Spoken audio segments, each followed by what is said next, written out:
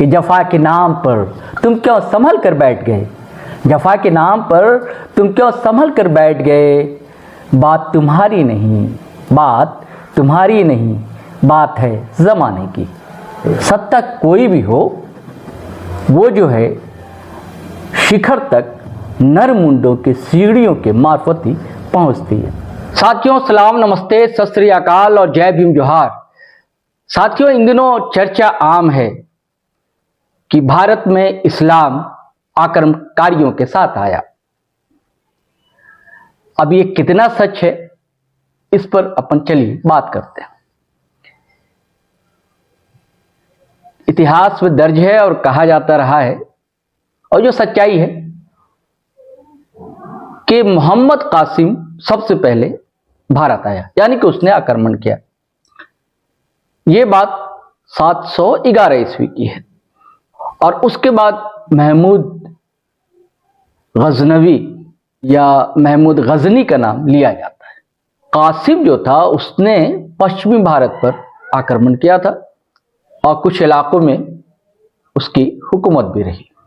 उसके बाद एंट्री होती है महमूद गजनी या गजनवी की।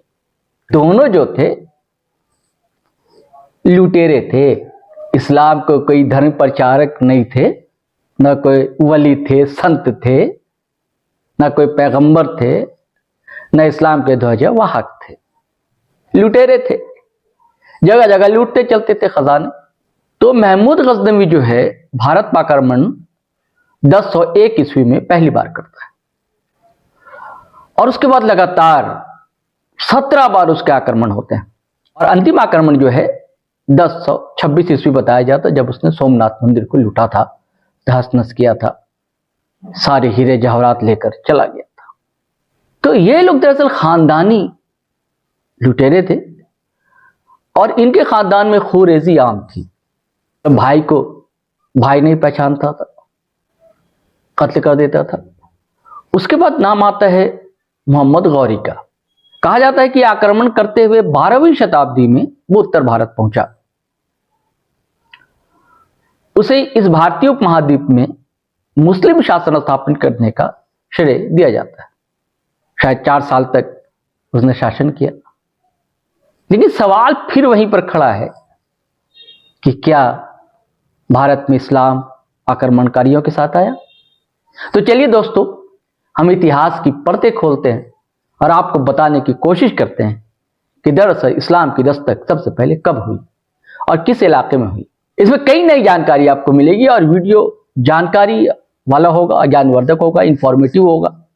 और हमारी कोशिश तो थी कि मैं जीटी रोड की कहानी आपको बताता चलूं, लेकिन 3 माह से मैं बिस्तर पर हूं। आप सभी को जानकारी है कि हमारा घर में ही बाथरूम के बाहर गिर जाने से हमारी कूल्हे की हड्डी टूट गई थी। 19 मई को हमने सर्जरी करवाई और मेटल लगा हुआ अभी हमारे जांघों में, टांगों में। अभी चलना मुश्किल है। अभी 1-1.5 हफ्ता से भी स्टिक लेकर थोड़ा थोड़ा घर आंगन में एड़ी के बल पर चल रहा हूं। तो मुझे लगा कि आपको यह जानकारी दे दूं, क्योंकि व्यूअर्स आपको लग रहा होगा कि मैं जीटी रोड से हटकर अलग अलग कहानियां बता रहा हूं। अब करूं क्या? हमारा फर्ज है कि हमको कुछ नई नई चीजें, नई नई जानकारी आपको दूं। तो देश भर में कई घटना परिघटना, राजनीतिक है, सामाजिक है, तो इसको लेकर भी मैं बात करता रहूंगा। बात और 2-3 महीना और मुझे मोहलत दीजिए। और साथियों, आपसे आग्रह है, गुजारिश है कि फिर कहता हूं कि अकेला चलो रे, मैं अकेला हूं और मैं चाहता हूं कि कारवां बढ़ता रहे, आपका साथ मिलता रहे। तो आप हर तरह का जैसा भी सहयोग चाहे आप कर सकते हैं। और आप अगर कुछ ना कर सकें तो हमारे वीडियो को शेयर जरूर करें, लाइक करें, कमेंट करें। और अगर आपने सब्सक्राइब नहीं किया यूट्यूब चैनल हमारा, तो जरूर कर ले साथियों। ये 1 सेकंड लगेगा आपको, अब वो हमारी मुझे ताकत मिलेगी, मुझे बल मिलेगा। तो चलिए अब हम कहानी की तरफ चलते हैं। वो कहानी क्या है कि इस्लाम कब आया भारत में, क्या आक्रमणकारियों के साथ आया, या बात कुछ और है। यह है गुजरात का एक प्राचीन शहर। गांव से कस्बा और कस्बे से नगर बनता हुआ। नाम है खोघा। यह भावनगर में पड़ता है और इसके पास समुद्र है। समुद्र किनारे ये आबादी आबाद है। इसकी अहमियत और प्राचीनता को यहाँ की पुरानी इमारतें बताती हैं। इनमें से एक इस इमारत को देखिए। पत्थर की दीवारें, अंदर पत्थर के पिलर, दरवाजे पर कलमा उकेरा हुआ है। इससे पता चलता है कि इसे किसी मुस्लिम ने ही यानी मुसलमान ने ही बनवाया होगा। दरअसल यह एक मस्जिद है। इसे बरवाड़ा मस्जिद कहा जाता है। गुजराती में इसका अर्थ हुआ बहारियों की मस्जिद। इसे जूनी मस्जिद भी कहते हैं।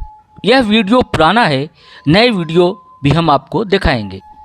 हम लोग अब तक केरल की चिरामन मस्जिद को ही सबसे पुरानी मस्जिद मानते रहे, लेकिन उससे भी पहले ही यह मस्जिद बन चुकी थी। यह मस्जिद कई मायने में अजूबी है, अनोखी है। इस मस्जिद का निर्माण इस्लाम के शुरुआती दौर में ही हो गया था। 7वीं सदी के प्रारंभ का समय है। 610 से 620 ईस्वी के दौरान इसका निर्माण हुआ होगा। आपने अब तक जितनी मस्जिदें भारत में देखी होंगी, इसका रुख पश्चिम की तरफ देखा होगा, क्योंकि यहाँ से काबा पश्चिम के आसपास ही पड़ता है। उसे इस्लामिक शब्दावली में क़िबला कहते हैं। लेकिन इस मस्जिद का रुख काबा की तरफ नहीं होकर बैतुल मुक़द्दस, मस्जिद अक्सा यरूशलेम की तरफ है। ऐसा इसलिए कि काबा से पहले बैतुल मुक़द्दस ही क़िबला था और उधर ही रुख कर नमाज अदा की जाती थी। सन 624 के लगभग क़िबला काबा मक्का हुआ। इसकी वजह बताते हैं, चलिए। पैगंबर हज़रत मोहम्मद को सन 622 में अपने सहाबियों यानी अनुयायियों के साथ मक्का से मदीना जाने के लिए मजबूर होना पड़ा था। इस सफ़र को हिजरत कहा जाता है और यहीं से इस्लामिक कैलेंडर हिजरी की शुरुआत होती है। इसके 16 माह बाद यानी दूसरी हिजरी में क़िबला बदला। यानी जाहिर है यह मस्जिद पैगंबर मोहम्मद के दौर में ही बनी। अब सवाल उठता है, अरब से दूर गुजरात में इसे बनाया किसने होगा? तो साथियों, आपको बता दूं कि अरब और भारत के बीच कारोबारी रिश्ता बहुत पुराना है। उस समय भी समुद्र के रास्ते उनका आना जाना था और जब वे यहाँ रहने लगे तो उन्हें मस्जिद की ज़रूरत महसूस हुई और निर्माण कर लिया। अभी 1444 हिजरी चल रही है। इससे पहले ये मस्जिद बन चुकी थी। मस्जिद के बाहर ये जो आप मज़ार देख रहे हैं, ये ज़रूर उन लोगों की होगी जिन्होंने मस्जिदें बनवाई थी। कितनी लंबी चौड़ी कब्र है, ये मज़ार है, उन कारोबारियों की हो सकती है। 2 मज़ार हैं और मिस्मार हो चुकी। और ये जो आप वीडियो देख रहे हैं बरवाड़ी मस्जिद का, ये नया वीडियो है। रंग रोगन लोगों ने कर दिया है। हालांकि अब नमाज यहाँ नहीं होती क्योंकि इसका रुख जो है अब काबा है नहीं, बैतुल मुक़द्दस है, तो इसलिए यहाँ नमाज़ें नहीं होती। लेकिन लोग आते हैं इसे देखने के लिए। दुनिया भर से लोग आते हैं, गुजरात से तो आते ही हैं, हिंदुस्तान के दूसरे हिस्से से भी लोग देखने आते हैं। तो अब इसके बाद हम आपको दूसरे वीडियो बताएंगे एक और मस्जिद के बारे में, वो भी कितनी पुरानी मस्जिद है। दरअसल बताने का मकसद ये है कि यहाँ मुसलमान बहुत पहले आ चुके थे। आजकल जो कहा जा रहा है कि आक्रमणकारियों के साथ इस्लाम आया, ऐसी बात नहीं है। कारोबारियों के साथ, सूफियों के साथ इस्लाम पहली बार आया। अब आपको हम लेकर चलते हैं दूसरे समुद्री किनारे। ये तमिलनाडु है। समुद्र किनारे है किला कराई। ये दक्षिण भारत का एक प्राचीन बंदरगाह शहर है। ये रामनाथपुरम जिला में पड़ता है। इसे देखिए, ये जो आप पुराना भवन देख रहे हैं, ये भी एक मस्जिद है और प्राचीन मस्जिद है। इसे पालैया जुम्मा पल्ली यानी जुम्मा मस्जिद कहा जाता है। इसकी वास्तुकला, आर्किटेक्चर देखिए, द्रविड़ इस्लामिक वास्तुकला का अद्भुत उदाहरण है। पत्थर का इस्तेमाल यहाँ भी किया गया है। पत्थर के पिलर हैं, स्तंभ हैं। इसका निर्माण 625 से 628 ईस्वी के बीच का बताया जाता है। यमन के कारोबारियों की पहल पर इसके निर्माण में यमन के तत्कालीन गवर्नर बज़ान इब्न सासन ने रुचि ली थी और मदद की थी। ये मिंबर है, ये पत्थर का इस्तेमाल है और लकड़ी का इस्तेमाल भी किया गया है।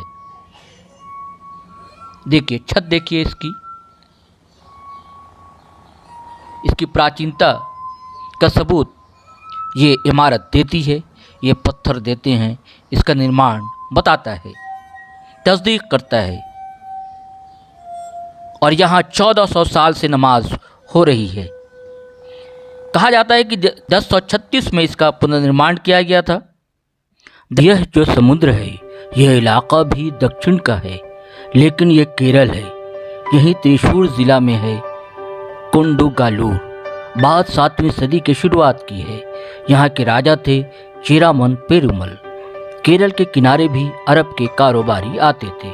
कहा जाता है कि पेरुमल भी अरब गए। मदीना में पैगंबर इस्लाम हज़रत मोहम्मद से मिले। उनके इस्लाम कबूल करने की बात भी कही जाती है। एक के अम्पोट्टी लिखित glimpses of Islam in Kerala और एस.एन. सदाशिवम की किताब कास्ट इन्वेट्स Kerala a social history of India में इस पूरे प्रसंग का उल्लेख मिलता है कि कैसे चेरामन राजा ने इस्लाम कबूल किया था। कहा जाता है कि वो जद्दा भी गए, वहाँ के हुक्मरान की बेटी यहबन से शादी की। वहीं उनकी मुलाकात मालिक बिन दिनार और मलिक बिन हबीब से हुई और उन्हें केरल में मस्जिद बनवाने के लिए चेरामन ने कहा और अपने लोगों के नाम चिट्ठी भी दी। चेरामन भारत लौटने के क्रम में बीमार पड़ा और उसकी मौत हो गई। कहा जाता है कि सलाह ओमान में ही उसे दफनाया गया और इस तरह 629 ईस्वी में कोंडगलूर तालुका के मिथिला गांव में चेरामन मस्जिद बनी। मस्जिद के अंदर एक दिया है जो कभी बुझा ही नहीं। ये एकता की रोशनी है।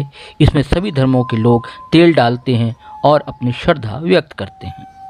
दक्षिण के मंदिरों की तर्ज पर मस्जिद में एक तालाब भी है। मस्जिद में एक संग्रहालय है जहाँ शीशे के बॉक्स में मस्जिद के पुराने स्ट्रक्चर का नमूना रखा हुआ है। मस्जिद पहले पत्थर, मिट्टी और लकड़ी से बनाई गई थी। समय समय पर इसमें बदलाव किया जाता रहा। कहा जाता है कि आखिरी रिनोवेशन 1984 में हुआ था। साथियों, अब आप समझ गए होंगे और तस्वीर साफ हो गई होगी कि इस्लाम क्या आक्रमणकारी को साथ आया, या वो कारोबारियों के साथ आया, या सूफियों के साथ आया, और कितने सौ साल पहले आया, और आक्रमणकारी कितने सौ साल बाद आए, लुटेरे, है ना। साथियों, अब जानते होंगे सत्ता कोई भी हो, वो जो है शिखर तक नरमुंडों की सीढ़ियों के मार्फत ही पहुंचती है। और ये बात दिगर है कि उसके जो लग्गू भग्गू होते हैं, जो चंपू होते हैं, उसको गाजी बताने से या धर्म योद्धा बताने से नहीं चूकते। जबकि वो ऐसा होता है, इतना मताद होता है वो सत्ता के नशे में कि उसके रास्ते में कोई भी आ जाए, चाहे उसका दोस्त हो, चाहे उसका रिश्तेदार हो, उसका भाई सगा क्यों ना हो, उसको नेस्तनाबूद करने में ज़रा भी वो चूकता नहीं, परहेज नहीं करता, हिचकता नहीं। अब जाते जाते मुझे मजरूह सुल्तानपुरी का एक शेर याद आ गया कि जफ़ा के नाम पर तुम क्यों संभल कर बैठ गए, जफ़ा के नाम पर तुम क्यों संभल कर बैठ गए, बात तुम्हारी नहीं, बात तुम्हारी नहीं, बात है ज़माने की। तो साथियों, आपको कहानी कैसी लगी, ज़रूर रोचक लगी होगी। और आप अगर फेसबुक पर देख रहे हैं तो फॉलो कर लें हमारा पेज, और अगर आप यूट्यूब चैनल देख रहे हैं हमारा, सब्सक्राइब कर लें और बेल आइकन दबाना हरगिज़ ना भूलें। धन्यवाद, शुक्रिया।